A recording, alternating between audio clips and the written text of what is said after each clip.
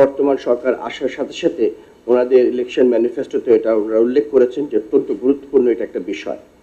এবং এই বিগত 2-2.5 মাসের মধ্যেই আমাদের মাননীয় প্রতিরক্ষা উপদেষ্টার সাহায্যে এবং মাননীয় প্রধানমন্ত্রীর ডাইরেক্ট ব্লেসিংয়ে আমরা অনেক দূর এগিয়ে গিয়েছি এবং ইনশাল্লাহ আমরা অচিরেই আমাদের বিমান বাহিনী আধুনিকরণ করার জন্য যেসব আমাদের বিমান, medium and long range surface two air missile system, attack helicopters, এগুলি আমরা প্রক্রিয়া করার পরিকল্পনা করছি। এখানে আমি বলে রাখি, বিমান বাহিনীর প্রধান হিসেবে আমার দায়িত্ব বর্তায় as an air defence commander of Bangladesh also, যেটা কিন্তু অনেক গুরু দায়িত্ব। বিকজ আমাদের foreign policy remains friendship to all, malice two naan. So আমাদের ডিফেন্সিভ ক্যাপাবিলিটিটাকে সবচেয়ে বেশি মূল্যায়ন দিতে হবে। কিন্তু এখানে আবার সবাই একটা জিনিস বুঝতে হবে যে no defence is complete defence if you don't have minimum offensive capability. সেই জন্য আমাদের এই ক্রেডিবল ডিফারেন্স ক্রিয়েট করতে হলে আমাদের সেই ক্যাপাবিলিটি থাকতে হবে, যদি কিনা আমাদের কোনো অ্যাডভার্সারি মনে করে যে তারা আমাদের সাথে কোনো ধরনের বৈরী আচরণ করবে, তাকে আঘাত করার সক্ষমতা আমাদের থাকতে হবে। সেইভাবেই আমাদের বিমান বাহিনীকে আমরা গড়ে তোলার চেষ্টা করছি আপাতত। সেকেন্ড হচ্ছে আমাদের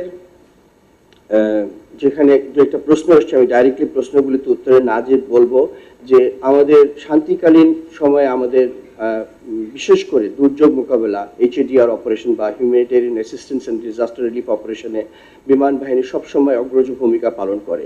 বিশেষ করে ফার্স্ট রেসপন্ডার হিসেবে আমরা আমাদের অ্যাসেসমেন্ট থেকে শুরু করে এবং যেসব জায়গায় কমিউনিকেশন ব্রেকডাউন করে যায় সেখানে আমাদের হেলিকপ্টারের মাধ্যমে আমরা অতীতেও করেছি এবং যে কোনো সময় হলে আমরা এই জন্য সর্বদা প্রস্তুত থাকি। এই ক্ষেত্রে আপনাদের সহযোগিতা খুবই প্রয়োজন হয়, যারা আপনারা মাঠ পর্যায়ে থাকেন। এখন এই দুর্যোগ শুধু আমরা ঘূর্ণিঝড় বা বন্যা হিসেবেই দেখব না, কারণ আমাদের সবচেয়ে বড় একটা সাইলেন্ট ডিজাস্টার অপেক্ষমান, সেটা হচ্ছে ভূমিকম্প। আমরা ভুলে যাই, কিছুদিন হয় তখন আমরা মনে রাখি, তারপরে ভুলে যাই। এই ভূমিকম্পটা বিশেষ করে আমাদের মেগাসিটি যেগুলি আছে সেগুলির জন্য অত্যন্ত ভয়ানক একটা পরিস্থিতি সৃষ্টি করবে। সেটার যদি আমাদের প্রাক প্রস্তুতি না থাকে তাহলে আমরা এটা হ্যান্ডেল করতে পারবো না এবং ইট ইজ ভেরি ডেঞ্জারাস।